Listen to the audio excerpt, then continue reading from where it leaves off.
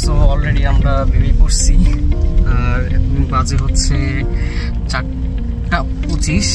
So এই যে সাথে রয়েছে আমার ফ্রেন্ড তন্ময় আর আরেকজন রয়েছে সামনে। সো অলরেডি বেরিয়ে পড়ছি, সব ব্যাগপত্র লাগেজ পিছনে রাখা আছে।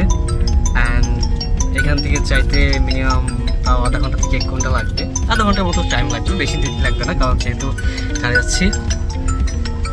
ইনশাল্লাহ আমার রাত হচ্ছে 10:10 ফ্লাইট, তো সব কিছু নিয়ে নিচ্ছি ব্যাগের ভিতরে। আসলে কি বলবো, এই সময়টাকে এখন কিছু বলারও নাই। আর এমন একটা সময় পর্যায়ে লাইফে চলে আসে যে সময়ে সবাইকেই সব কিছু ত্যাগ করতে হয় কিছু পাওয়ার জন্য। সো হিয়ার উই গো, দেখা হচ্ছে এয়ারপোর্টে।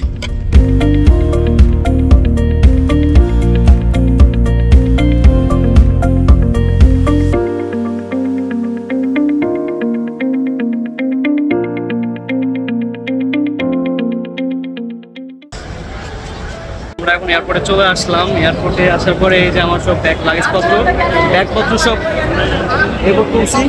একটা হচ্ছে লাগেজ, আরেকটা হচ্ছে ব্যাগ লাগেজের সাথে যাবে, আরেকটা হচ্ছে আমার পিঠের ব্যাগ, এটা আমার পিঠে যাবে, এবং আমার নিজের ব্যাগ মানে হ্যান্ডব্যাগ হচ্ছে 2টা। আর এটা হচ্ছে একটা জাস্ট কাঁধের হচ্ছে যেটা থাকে মানে নেক পিলো, ঘুমানোর সময় কাজে লাগবে অ্যাকচুয়ালি। মেন হচ্ছে যে এইখানে দেখলাম ফ্রেন্ডরা মানে শুধুমাত্র যে যাবে যাত্রী সে শুধুমাত্র ঢুকতে পারবে। প্রথমে আমাকে ঢুকা লাগবে গেট নাম্বার 5 দিয়ে। তো আমার ফ্লাইট হচ্ছে 10:10, তো সেইখানে যেতে হবে অ্যারাউন্ড 3 ঘন্টা আগে। তো সেই ক্ষেত্রে ধরেন যে 6:30টার দিকে যদি আমি গেটের মধ্যে ঢুকি তাহলে না।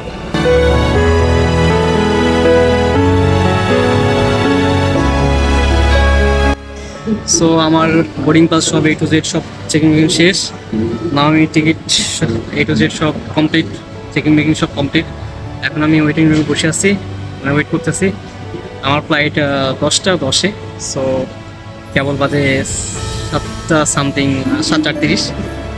তো এখানে বাঙালি কয়েকজন ভাইও পাইছি, এই যে বাঙালি ভাই। তো এইখান থেকে আসলে চলে যাবো ইয়াতে কি বলে বেজিংয়ে। সো দেখা যাক এখান থেকে বেজিংয়ে গেলে কি অবস্থা হয়। বেজিং ইয়ার মানে যে চেকিংটা আছে এটা সহজ হবে, এখানে তো খুবই কঠিন। বাংলাদেশ আসলে এটা খুবই hard. So here we go.